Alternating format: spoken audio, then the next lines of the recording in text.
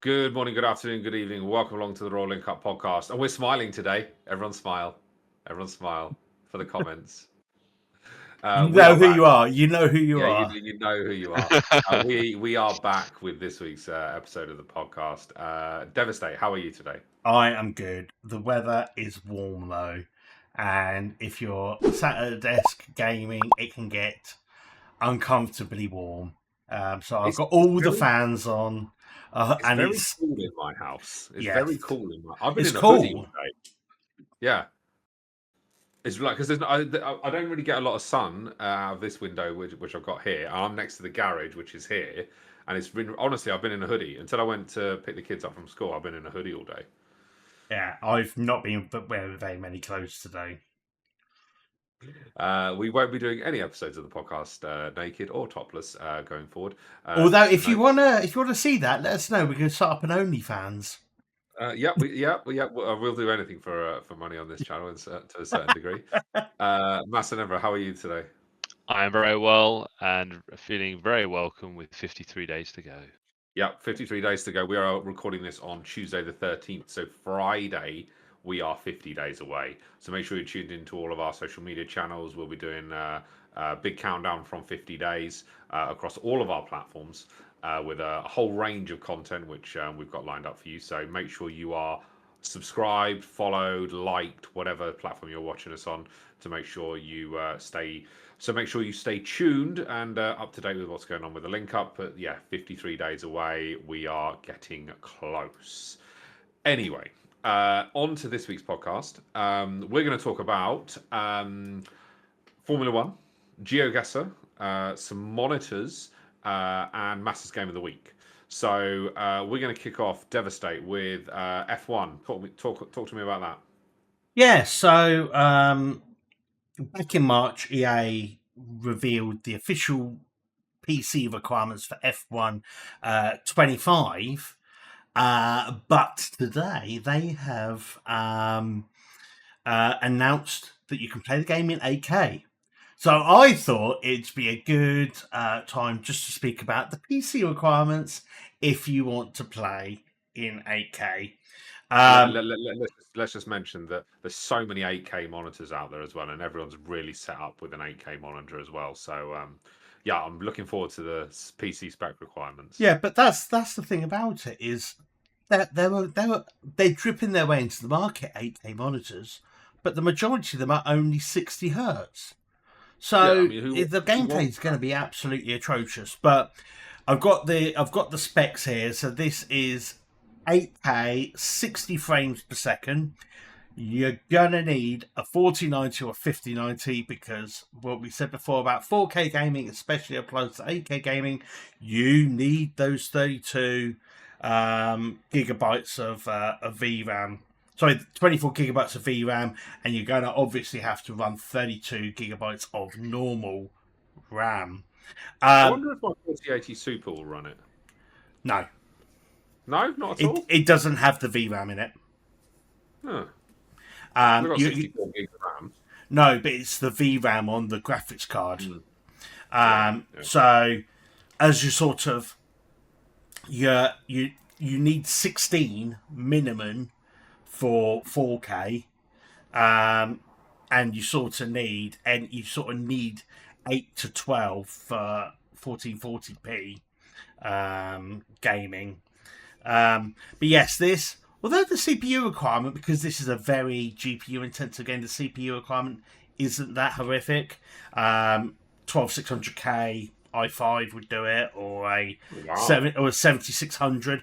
It's just all GPU. It's that VRAM is so important in the resolution going up to that level. So that's really where it is the big moniker in any form of gaming, really. That if you're wanting, and we won't talk about this game in particular, but more frames, that's probably where your CPU will come in a little bit. But yes, that 4090, 5090 is the minimum required to run at 8K. So, a little bit of news, drop it today. Now, what I can't wait is when this game comes out and actually look at some of the footage that comes out of it, because I guarantee you it'll be absolutely beautiful. Oh yeah, it will look incredible. I mean, I don't think that there's going to only be like 0.01% of people who have got a setup in terms of their PC, and B, an 8. Who's got? I've never even seen an 8K monitor in person, or obviously I've seen one online. But Yeah. who's going to have an 8K monitor? It's going to be it's going to be all the magazines, etc., pcgamer, etc., who are going to be reviewing it, and they'll probably have to put a setup specifically for that, because they're not going to have an 8K monitor just hanging around, are they? Because they're not exactly cheap, are they? They're going to be what, $3,000, probably $2,500, $3,000, something like that. Yeah. Oh, comfortably 3.5 grand. I think there's one thing we may actually be now limited on, and without any certainty, is probably the cables. The HDMI probably won't be able to support that display port. We're probably capped on 60 frames per second, not because of GPU performance, maybe, or monitor performance, but actually we don't have the cables that support between the two platforms that have enough bandwidth. What a first world problem to have there, isn't it? What a first world problem to have. But the interesting thing I'll just touch on the final things, that one really cool thing is it's got is this VR setup for F1 25. So I've seen a lot of gamers, especially in like the who are dedicated racing gamers, and they have like their full rigging, and like used to have 3 monitors, but now it's all about getting high performance VR headsets on, and like they could do 2K per hour at 90 frames per second. 5080 required for that.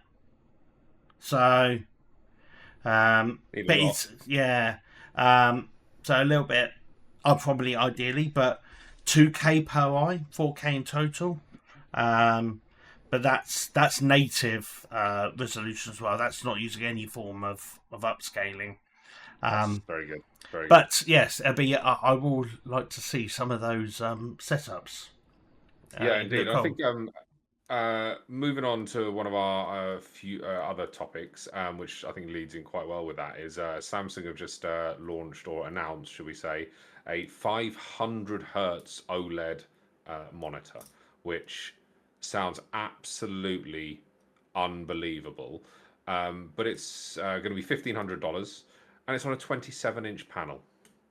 So doesn't really work for me, if I'm honest. If it's a 500 hertz monitor, I want it to be at least 32, if not 37, pushing 40, to really get anything out of it. But you're going to spend 50, and it's on a 1440 panel, and it's like, But that is for esports pros. So if you think about, obviously you went to the League of Legends finals, all of those guys, they'll be running on this panel, because the majority of esports teams, they don't play on bigger displays. They need to have everything in their exact vision. They don't have time to look around. So they need to have 27 inches still considered like the esports sort of bench of sizing for a monitor. But I guarantee you that every single one, every single pro in the Counter-Strike scene, every single pro in the League scene, any fast-paced like Valorant scene, they'll all be eventually trying to use this. My only question is, really, how much difference does it make? Because maybe at that level you might see it, because like I went I went on my kid's PC the other day, and that's running on what was it running on? I think it was 60 frames a second. Yeah, and mine's running 60 hertz monitor. Yeah, Yeah. 60 hertz monitor, a really old monitor as well. Yeah. And mine's running at 240. Yeah. And the difference is mind blowing. Mm. It's like it's running in slow motion on their PC, but they can't even tell the difference. Yeah. Um, The so one thing I would say maybe though, 60 to 144 is massive. Yeah, huge. 144 to 170. I went from 144 to what I'm using 170 at the moment, and that difference isn't a huge. It is a difference, but it's not a mega amount of difference. I was wondering whether you have almost that law of diminishing returns, whereas, okay, the number's massive, but the actual difference to the human eye and reaction is almost that you couldn't tell the difference. You almost see it. The more hertz you got up, you see like that, and then it just starts to sort of just like even Flat out. line, yeah. So, but I would love to see. There'll be a tech channel out there when these monitors drop, and I just want to see them all next to each other, actually, just to see the difference between them. I think that'd be really cool. Yeah, definitely. Anyway, moving on.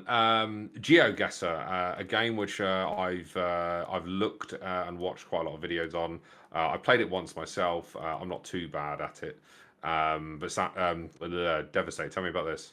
Yeah, so most of the community won't know, but I love this game.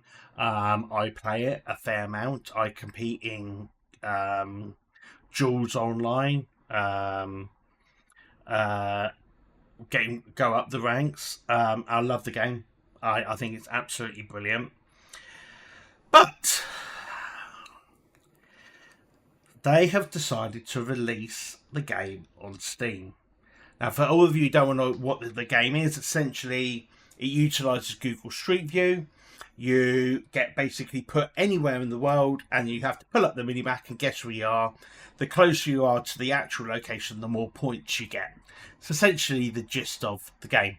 And they've got several different game modes, whether no moving, and you can do duels where you face 1v1 versus someone in a leaderboard, or you can do team battles, you can do knockout competitions, lots of different stuff.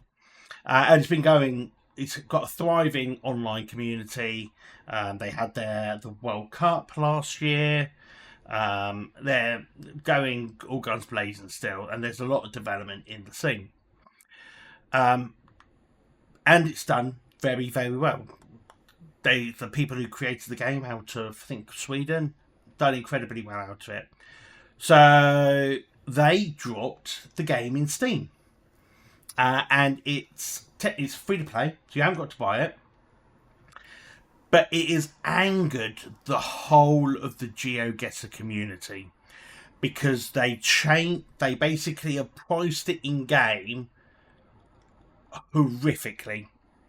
So I pay a yearly subscription on GeoGuessr. I get to play all the maps. I'm in all the rankings. I get every game mode, and I pay $30 a year for that.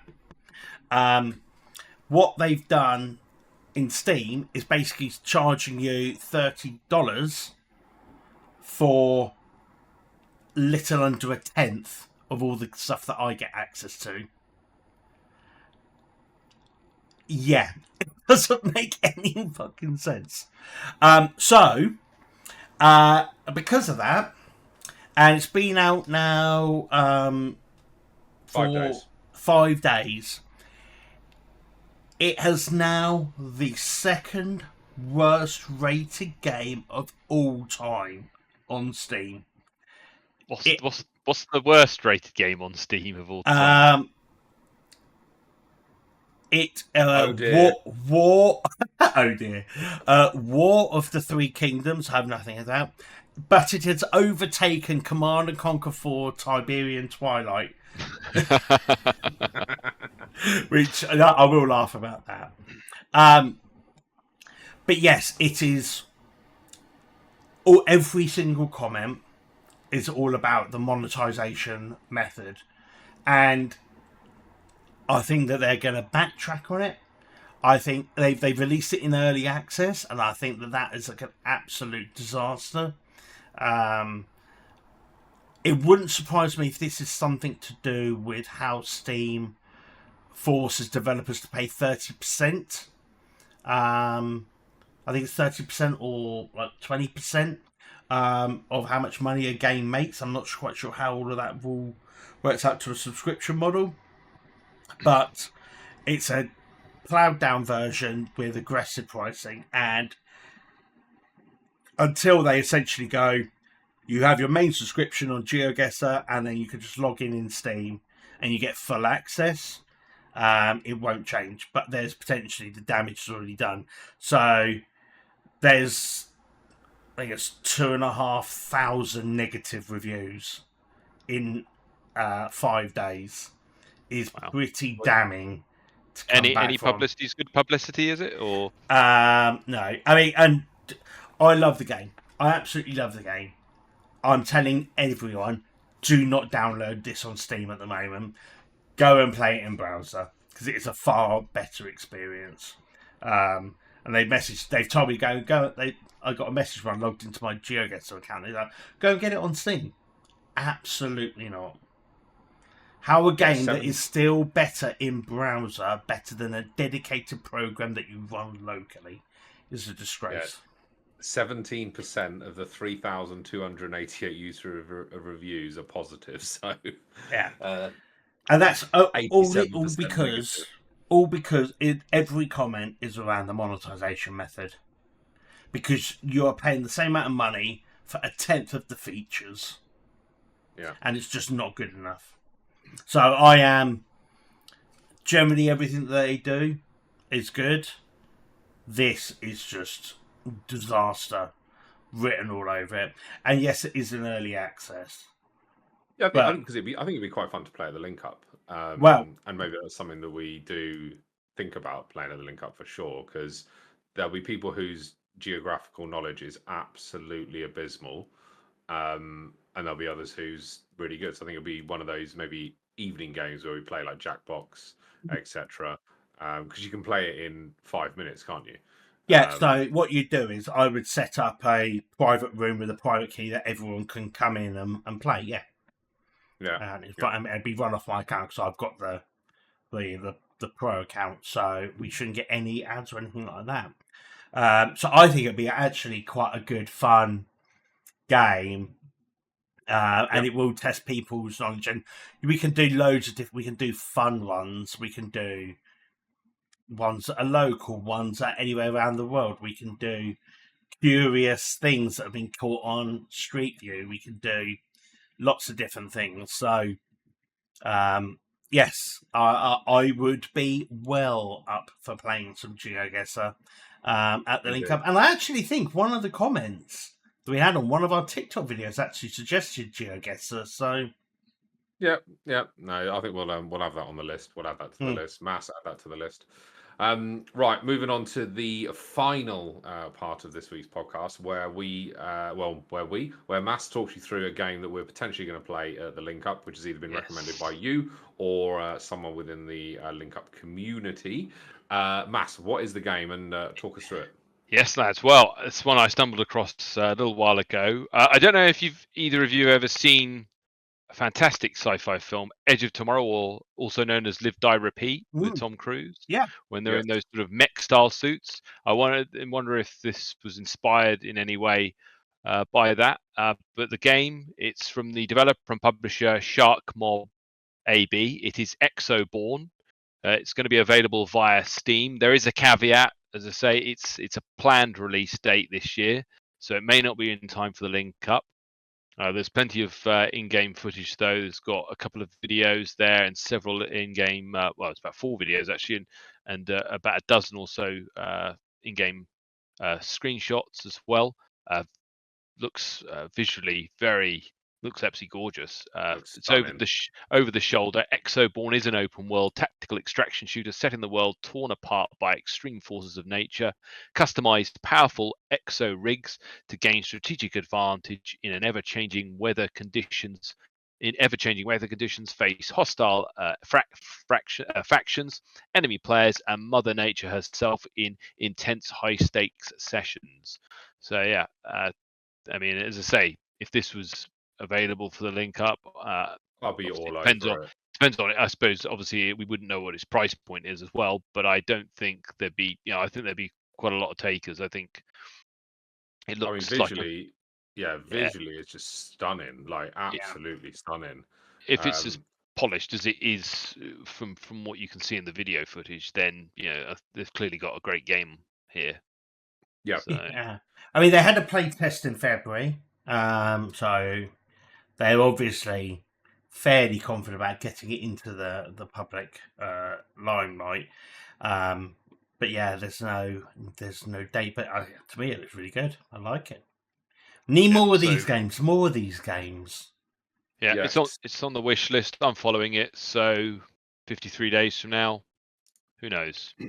Maybe. Yeah, and just to go along with that, if you guys have got you guys watching or listening have got any recommendations on games you think we should potentially play at this year's link up, do drop them in the comments. Drop us a DM on any of our social platforms.